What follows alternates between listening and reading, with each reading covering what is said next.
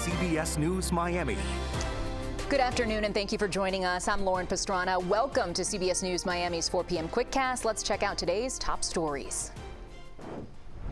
Taking a live look outside right now, it's a next weather alert day due to some heavy downpours and even the potential for some flooding. We see some clouds out there now. Next weather meteorologist Cindy Pressler joining us. Cindy, will the rain keep coming down into the evening for us? I think we're going to still have a few spotty showers and thunderstorms even into the early evening. After that, this should die off. But even looking at this now, a lot of these showers and storms have sunk down to the southern part of Monroe County and Miami-Dade, but we still have a few regenerating now up in Broward County, so we're not done with this just yet. We did have a flood advisory in effect for the airport area this afternoon with those heavy downpours. If you are driving anywhere, you know what I mean. It comes down fast and furious, and then it slowly moves on, and it's the slow pace of these storms that also adds to that flood threat. So at this point, we've got quite a bit of lightning just sitting offshore from Cutler Bay, south of Key Biscayne. That storm kind of split. One half went to the east, the other half went to the west. So we still have some rain that is making its way that direction. But as far as lightning strikes, this has come down too. So this storm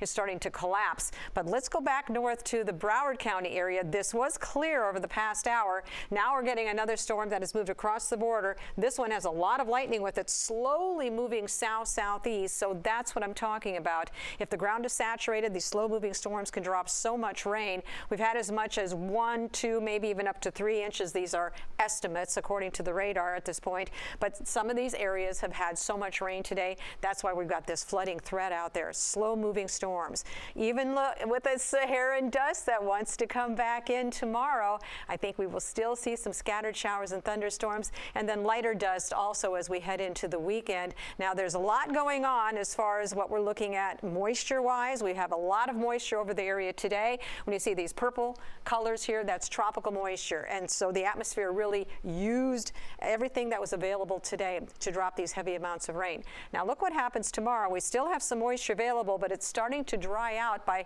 Wednesday and Thursday. Then we're going to get a break.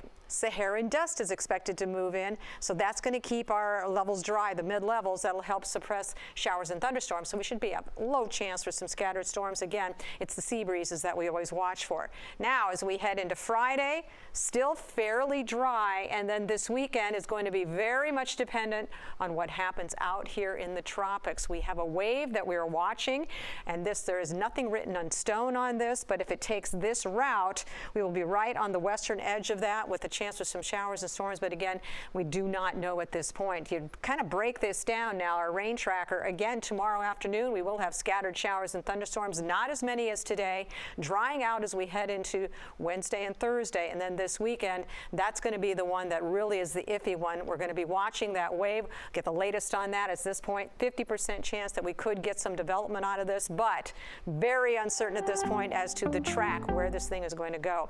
Temperatures holding in the lower 90s, higher rain chances, and a lot of uncertainty as we head into the weekend. Cindy, thank you. An arrest has been made in the shooting of a 4-year-old in southwest Miami-Dade. CBS News Miami's Peter Dench spoke to the mother of that boy. Here's what she had to say. Hazel Laporta tells me she is grateful an arrest has been made. She said that 3 bullets actually went into her home, and she says her son could have lost his life. 23-year-old Christopher Stephen Del Carpio Cabezudo faces charges including attempted second-degree murder. Police say his face was scraped and bruised while resisting arrest. They say he was talking with several people Saturday night when he got into a fight with one person. Police say other people tried to separate them, and he pulled out a gun and started shooting. The bullets went into a home, and one of them struck 4-year-old Dylan Suarez in his left side by his ribs. We spoke to his mother about the arrest. I feel a relief, you know, knowing that he's not outside anymore, because this could happen again. Not here. My son got lucky because the bullet didn't go through. You were very worried about your son, weren't you? You were very worried. I thought the worst could happen. I thought the worst, you know. He doesn't know the magnitude that this could have been for him, for us too. I never thought that a bullet would get through to their houses. Were 3 bullets. Hazel Laporta tells us her son is now home, and while he was scared, he is doing better. Miami-Dade police say they have recovered the weapon used in this case, and they say the suspect has confessed. We'll have much more on this story coming up at 5.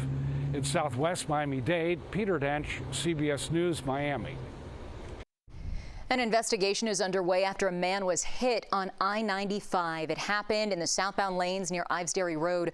Florida Highway Patrol says troopers responded to a man walking along the shoulder of the highway. Troopers say he had a knife, and when they tried to detain him, the man ran across 4 lanes of traffic, and that's when a pickup truck hit him. He remains in the hospital in critical condition. A trial date is now set for 4 Miami-Dade police officers charged with manslaughter. The charges stem from a 2019 two-county chase that ended in a busy Miramar intersection.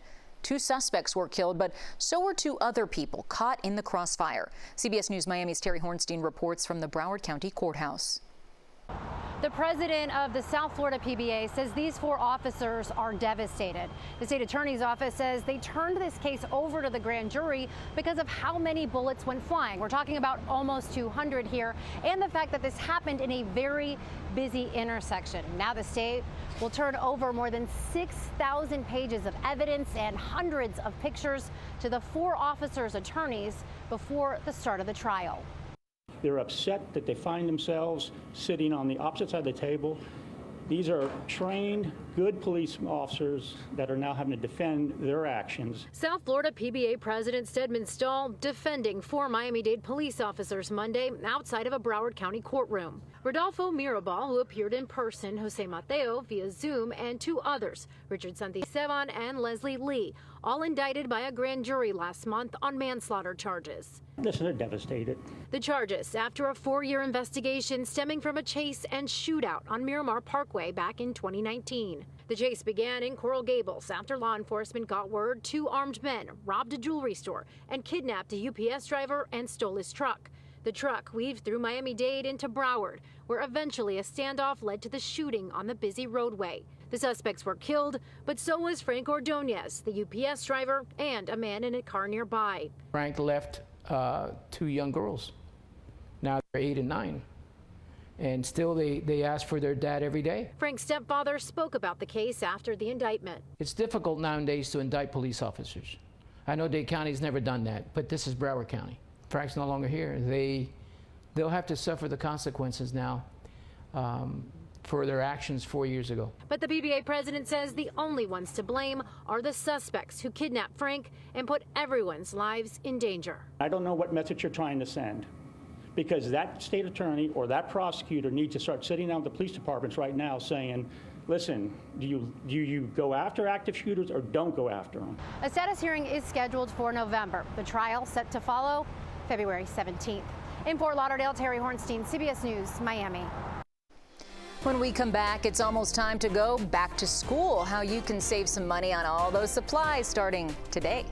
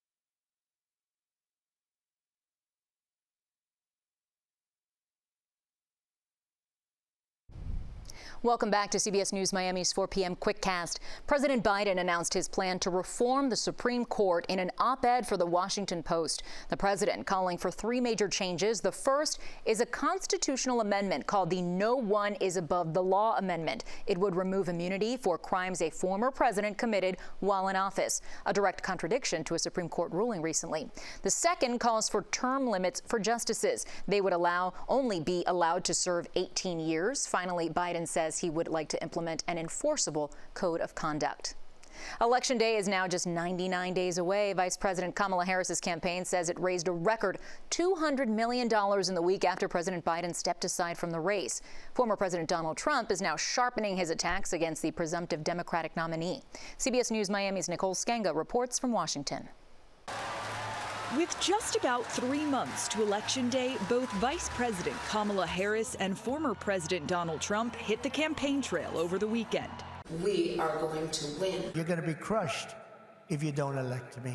It comes as a new poll shows that Harris has a higher favorability among voters than Trump, barely a week after she entered the race. The Harris campaign says it brought in $200 million in the first week of her candidacy. That's a new record. They're also touting signing up more than 170,000 new volunteers. We are seeing on the ground a lot of enthusiasm and excitement. Trump stepped up his attacks on Harris. I'm running against a low IQ individual. Kamala Harris's deadly destruction of America's borders is completely and totally disqualifying for her to be president. Harris had this response. Donald Trump has been resorting to some wild lies about my record, and some of what he and his running mate are saying, well, it's just plain weird. Trump also stirred up some back and forth with this unusual plea to Christian conservatives Saturday. Christians, get out and vote. Just this time. You won't have to do it anymore. 4 more years, you know what? It'll be fixed. It'll be fine. You won't have to vote anymore. Republicans scrambled to explain. I think he's obviously making a joke about how bad things have been under Joe Biden. But the Harris campaign said Trump was signaling an end to democracy. Nicole Skenga, CBS News, Washington.